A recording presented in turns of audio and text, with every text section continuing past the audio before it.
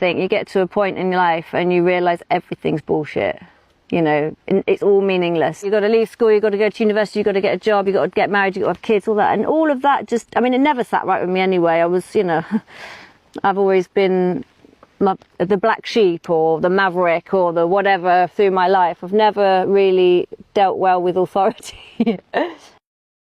Certain things happened in my private life, and then obviously we had COVID, which I think was kind of the catalyst to me saying I don't want to be part of this system anymore. And it felt so meaningless, you know. You're like working really hard to make someone else rich, and actually consequently you just end up tying yourself into more and more knots and more debt and more responsibilities and contracts, and you don't get any richer. You know, the price of living goes up, and essentially you're just always hand to mouth almost, even though you're earning really big money, and because it all comes about image and how you look. And I think probably when I got to this point in my life where I decided to move into my van, this was my final rebellion against that.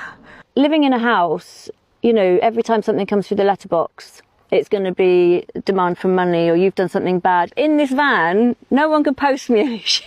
They can't post me any letters. So I feel like I'm completely out of the system here, you know. And I mean, unless they send a series of police cars down the road to capture me, you know, I feel free.